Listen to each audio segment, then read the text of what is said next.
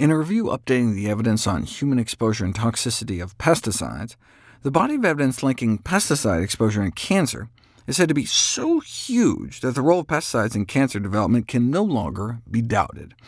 But most of the evidence that shows DNA damage from pesticides is from occupational exposure among farmers and workers in the fields, the pesticide industry itself, or those living in high-spray areas. There is evidence linking non-occupational exposure to pesticides to DNA damage, in this case single and double-stranded DNA fragmentation in sperm of men with higher levels of pesticides flowing through their bodies. But that was in China, where the average pesticide concentration are as much as 4 times higher than in some other parts of the world. Another way pesticides could potentially facilitate tumor growth is through adverse effects on anti-cancer immunity. NK cells, natural killer cells, are our body's first line of white blood cell defense against cancer cells and virus-infected cells, and pesticides have been shown to induce harmful effects on these defender cells, reducing their ability to kill off tumor cells. For example, if you put a bunch of natural killer cells in a petri dish, along with human leukemia cells without any pesticide, your natural killer cells can clean house and wipe out more than half of the cancer. But if you drip a tiny bit of pesticide on, your NK cells are so disabled that the cancer wins the day. OK, but how much pesticide are we talking? The researchers used the maximum level found in those actively spraying pesticides. Most of us, however, are privileged enough not to be forced into such a job. So what about looking at just the residual pesticides left on conventional produce? Is choosing organic for cancer prevention worth the investment? In the United States, more than 90% of the population has detectable pesticides in their urine and blood, regardless of where they work or live, and we know it's from the food we eat because crossover trials where people are switched between consuming conventionally grown and organic foods show you can turn on and off urinary concentrations of pesticide metabolites like a light switch. But that doesn't necessarily mean the pesticides are harming you. The health consequences of consuming pesticide residues from conventionally grown foods remain unknown, but a recent study did find that those who self-reported the highest frequency of organic food consumption had about a 25% lower risk of getting cancer. And here it is, the first of its kind to evaluate the association between frequency of organic food consumption and cancer risk, controlling for a wide array of other factors. Doesn't it matter that organic consumers are younger? The researchers controlled for that, and still found significantly lower cancer risk. OK, but maybe organic consumers get less cancer because they're more affluent, or more highly educated, or skinnier, or exercise more, or eat less meat, or smoke less. Nope, they controlled for all that, and still found significantly lower cancer risk in organic consumers. Maybe their diets were different in other ways, though, more fruits and vegetables overall, or less junk food?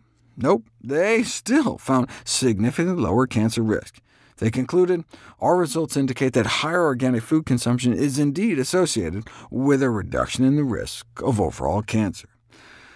This is the most sophisticated study of its type to date, but there was an earlier study that was even bigger, and little evidence was found for a decrease in the incidence of all cancers, except for perhaps one kind of blood cancer, non-Hodgkin's lymphoma. Here are the data. No difference in cancer overall between those who never choose organic or those who usually or always do, with the only significant findings a lower risk of non-Hodgkin lymphoma and an increased risk of breast cancer. Is it possible that women who choose organic food are more conscientious about getting screened for breast cancer, and that explains the higher diagnosis rate? We really don't know.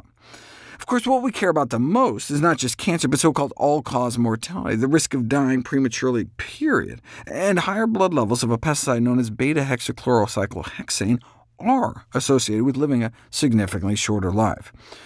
How do we cut down on our levels? Well, there was a study done way back when that found that the breast milk of a vegetarian mother was found to have less beta-hexachlorocyclohexane than the milk of her sister, who was also breastfeeding at the time, but included meat in her diet. The vegetarian sister apparently had levels of that pesticide that were lower by about a third compared with her omnivorous sibling. No surprise, since this class of chlorinated pesticides are fat-soluble, so they're found most frequently in foods of animal origin. A more recent study failed to look at beta-hexachlorocyclohexane, but they did find that chlorinated PCBs were associated with increased mortality risk, and again, The toxins were found in the same kinds of food: dairy products, eggs, and animal fats. So no surprise the blood of those eating vegan was found to be significantly less polluted than omnivores, regarding a whole series of PCBs, including those found in the study to be associated with increased mortality. But the vegans did not have lower levels of beta-hexachlorocyclohexane. The bottom line is that if you're worried about the adverse health effects of pesticides and pesticide-type compounds, you may want to lower your intake of animal products.